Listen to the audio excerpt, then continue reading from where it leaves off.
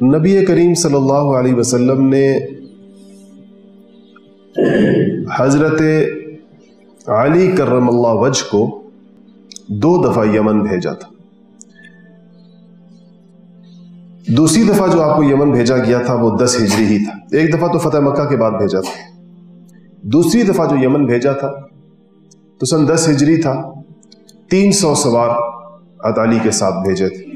300 مجاہدین صحابہ کا دستہ جو ہے اس کا امیر بنا کے سیدنا علی کرم اللہ وجہ کو بھیجا گیا تھا.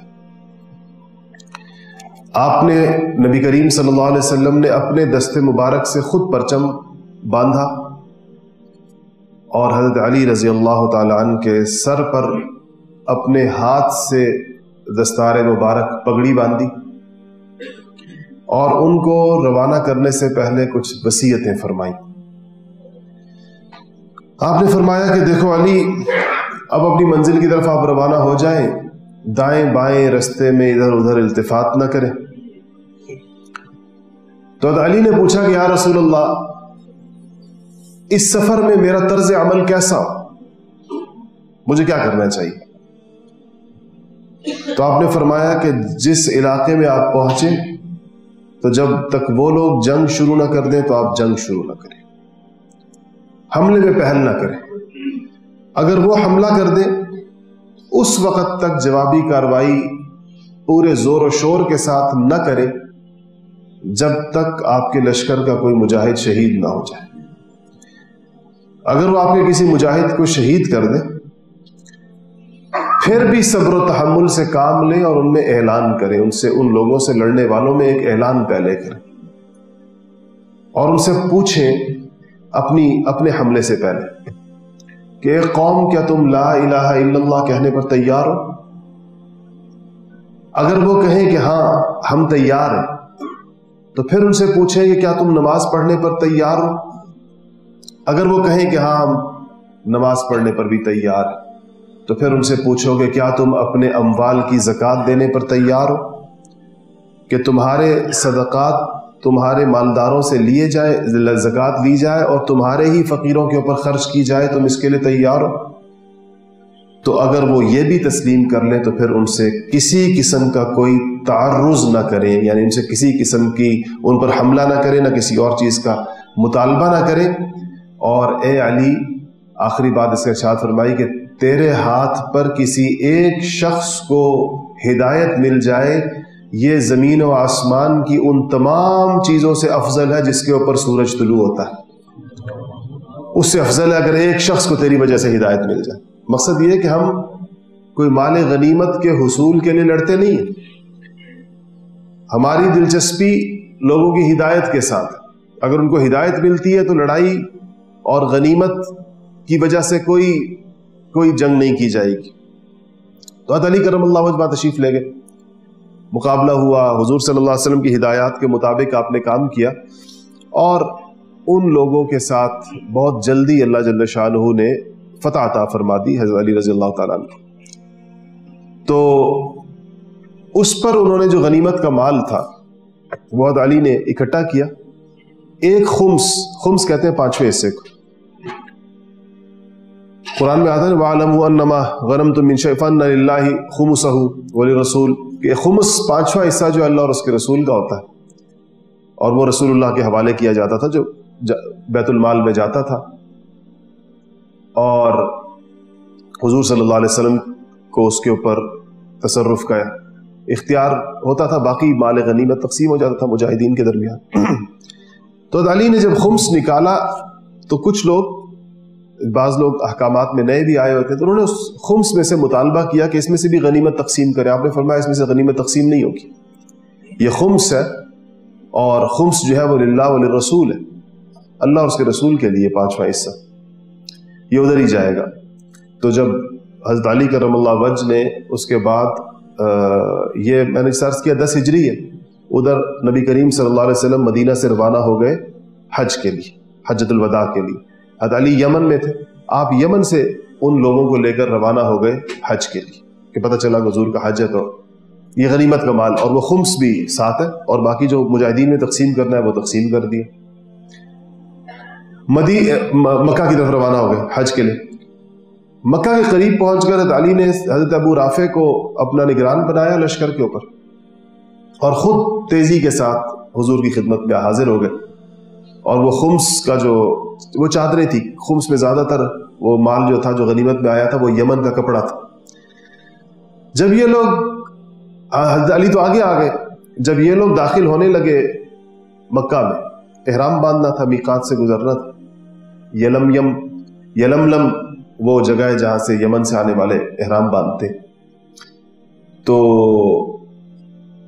ان لوگوں نے، حضرت علی تو نہیں تھے، تو حضرت ابو رافع جن کے پاس جو انچارج تھے ان سے کہا کہ اس کپڑوں میں سے ہمیں کپڑے دے دیں تاکہ ہم احرام باندھ لیں، نئی چادریں باندھ لیں، کپڑے تو ہیں. لوگوں نے دباؤ، تھوڑا پریشر ڈالا، تو ابو رافع نے اس خمس کے کپڑوں میں سے لوگوں کو بانٹ دیا کہ وہ احرام باندھ لیں. جب یہ لوگ آگے آئے تو حضرت علی، جب یہ لوگ داخل ہونے لگے مکہ کے قریب، تو حضرت علی تو پہلے پہنچ گئے تھے. وہ اپنے ساتھیوں کے استقبال کے لیے گئے کہ میرا لشکر آ رہا ہے واپس، جو یمن سے اکٹھے چلے. تو دیکھا تو ان پر نئے کپڑے نظر آ رہے تھے ساروں کے. علی نے پوچھا نئی چادریں کہاں سے آئیں؟ انہوں نے کہا کہ جی وہ خمس جو آپ چھوڑ گئے تھے، ان لوگوں نے اصرار کیا تو وہ ہم نے بانٹ دی. حضرت علی رضی اللہ تعالیٰ بڑے غصہ ہوئے، کہا سب سے کہا کہ اتاریں اپنی چادریں. تو اور انہوں نے کہا کہ تم نے کیوں دی؟ ابو رافع سے کہا یہ تو خمس تھا، اس میں سے کیوں دی چادریں؟ تو بہرحال حضرت علی نے وہ، اب دیکھیں لوگوں نے گویا کہ احرام کی چادریں باندھی ہو، لیکن علی کا تقوی اور دیانت تھی. آپ نے کہا اتارے ساری چادریں، اتروا دی تو لوگ ناراض ہوئے، ظاہر بات ہے، آخر پہلے ان کی وجہ سے دی گئی تھی. تو وہ لوگ آئے اور نبی کریم صلی اللہ علیہ وسلم کے سامنے حضرت علی کی شکایتوں کے انبار لگاتی ہے کہ ہمارے ساتھ سختی کی، ہمارے ساتھ یہ کیا، ہمارے ساتھ یہ کیا، ہمارے ساتھ یہ کیا. تو جب حج ہو گیا اور نبی کریم صلی اللہ علیہ وسلم اب واپس جا رہے ہیں مدینہ شریف کی طرف، تو ایک جگہ ہے جس کا نام غدیر خم ہے، اور یہ مکہ اور مدینہ کے درمیان جو ایک مشہور گاؤں آتا ہے جحفہ، یہ اس سے 2 میل کے فاصلے پر. تو جب اس جگہ غدیر خم پر جا کر اس چشمے پر لشکر اسلام ٹھہرا، تو نبی کریم صلی اللہ علیہ وسلم نے حضرت علی کے فضائل کے اوپر ایک تقریر فرمائی، اور اس کا مقصد یہ تھا کہ جن لوگوں کے دلوں میں حضرت علی کرم اللہ وجہ کے لیے کسی قسم کی بھی کوئی رنجش ہے. علماء کہتے ہیں کہ اصل میں یہ غدیر خم ایک ایسی جگہ تھی کہ یہاں سے یہ ایک ایسا سمجھے کہ چوک تھا کہ جن لوگوں نے مختلف جگہوں سے آ کر حضور صلی اللہ علیہ وسلم کے ساتھ مل کر حج کیا تھا، واپسی پر اس جگہ سے ان کے قبائل نے رستے الگ الگ کرنے تھے. یہ وہ ایسی جگہ تھی جہاں سے مختلف رستے ادھر ادھر جا رہے تھے، اور یہاں سے لوگوں نے الگ ہونا تھا. نبی کریم صلی اللہ علیہ وسلم یہ نہیں چاہتے تھے کہ لوگ اپنے دلوں میں حضرت علی کرم اللہ وجہ کے بارے میں کوئی رنجش لے کر یہاں سے جائیں.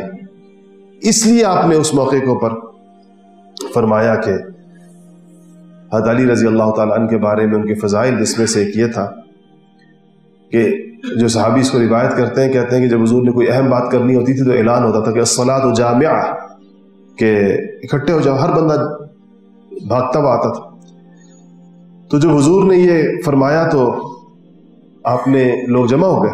کہتے ہیں یہ ذی الحجہ کا مہینہ تھا اور اس کی 18 تاریخ تھی، 18 ذی الحجہ، وفات سے 2-2.5 مہینے پہلے، اتوار کا دن تھا. تو نبی کریم صلی اللہ علیہ وسلم نے حضرت علی کے کمالات، ان کی امانت، ان کی دیانت، ان کے فضائل، وہ سب کچھ ارشاد فرمایا، اور اس کے اندر وہ جملہ بھی مشہور جملہ ارشاد فرمایا کہ من کنت مولاہ فعلی مولاہ، جس کا میں دوست اور محبوب ہوں، علی بھی اس کا دوست اور محبوب ہے. یعنی یہ نہیں ہو سکتا کہ ایک شخص مجھ سے محبت اور دوستی کا دعویٰ کرے اور علی کے لیے اپنے سینے کے اندر، اپنے دل کے اندر کوئی بغض رکھے، کوئی عداوت رکھے. یہ ایک دل کے اندر جمع نہیں ہو سکتی. حضرت بریدہ اسلمی مشہور صحابی ہیں، ان لوگوں میں سے جو ہجرت کے وقت جب آپ جا رہے تھے تو 70 لوگوں کو لے کر آئے تھے آپ کو گرفتار کرنے کے لیے، پھر ادھر ہی مسلمان ہوئے تھے آپ کے سامنے. حضرت بریدہ رضی اللہ تعالیٰ عنہ فرماتے ہیں کہ میں بھی ان لوگوں میں سے تھا کہ حضرت بریدہ روایت کرتے کہ میں بھی ان لوگوں میں سے تھا جن کو حضرت علی کرم اللہ وجہ سے شکایت ہوئی تھی. تو جب میں حضور کے پاس حاضر ہوا تو میں نے حضور سے حضرت علی کی شکایت کی. یمن کے اندر میں نے جو معاملہ دیکھا تھا. تو کہتے ہیں جب میں نے علی کی شکایت کی تو رسول اللہ صلی اللہ علیہ وسلم کے چہرہ مبارک کا رنگ متغیر ہو گیا، اور آپ نے مجھ سے فرمایا کہ اے بریدہ،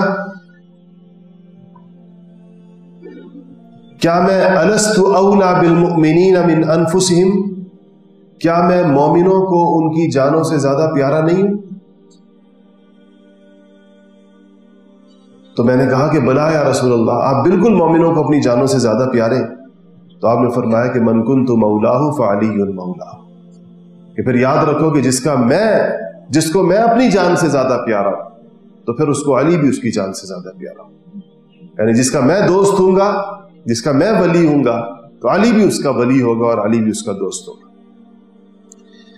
اس روایت سے بعض لوگوں نے یہ غلط مطلب سمجھا کہ شاید حضور اکرم صلی اللہ علیہ وسلم نے اس سے حضرت علی کی کسی جانشینی کا اپنے بعد اعلان کیا، خلافت کا اعلان کیا. حالانکہ یہ حضرت علی رضی اللہ تعالیٰ عنہ سے لوگوں کے دلوں کو صاف کرنے کے لیے کس کا پس منظر ہے، اسی لیے آپ کو پورا پس منظر بیان کیا کہ اس کے پیچھے بات کیا تھی. اور کہیں پر بھی کسی موقع کے اوپر بھی اہل بیت نے، خود خانوادہ رسالت کے لوگوں نے کبھی بھی اس روایت سے حضرت علی کی خلافت کے لیے استدلال نہیں کیا. یہ سینکڑوں سالوں کے بعد لوگوں نے کرنا شروع کیا، انہوں نے خود کبھی بھی نہیں کیا. پوچھا گیا باقاعدہ اہل بیت سے کہ جی کیا اس سے آپ اس روایت سے کیا یہ پتہ چلتا ہے؟ انہوں نے کہا کہ نہیں، اس سے یہ نہیں پتہ چلتا کہ حضور اکرم صلی اللہ علیہ وسلم نے، کیونکہ اور اس کے ساتھ جو اس کی باقی تفصیل ہے، من کنت مولاہ فإن علیا مولاہ اللہم والی من والاہ وعادی من عاداہ.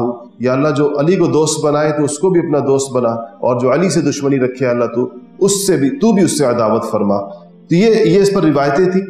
دیکھیں سیدنا عباس رضی اللہ تعالیٰ عنہ نے حضرت علی سے کہا تھا کہ وفات سے پہلے کہ آپ حضور سے کہہ دیں کہ آپ اپنا جانشین مقرر کر دیں. یہ روایت موجود ہے ساری کتابوں کے اندر.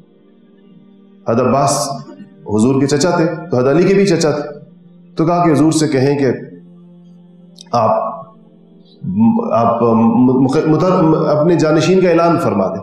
اگر یہ اس کے بعد کی بات ہے، یہ وفات کے دنوں کی بات ہے، وفات سے چند دن پہلے کی بات ہے، اس بات کے 1.5-2 مہینے بعد کی بات ہے.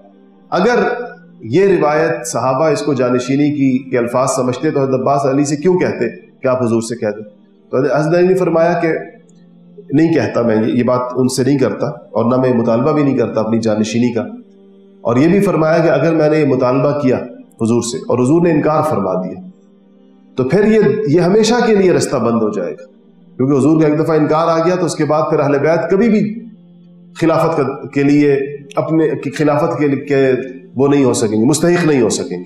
یہ مکالمہ جو حدیثی کتابوں میں، تمام معتبر کتابوں میں صحیح سندوں کے ساتھ موجود ہے، حضرت علی اور عباس کے درمیان آپ کی وفات میں مرض وفات کے اندر ہوا ہے. اور یہ غدیر خم کے واقعے کے بہت بعد میں، کافی 1-1.5 مہینے کے بعد کم سے کم یہ مکالمہ ہوا. تو اس لیے غدیر خم سے یہ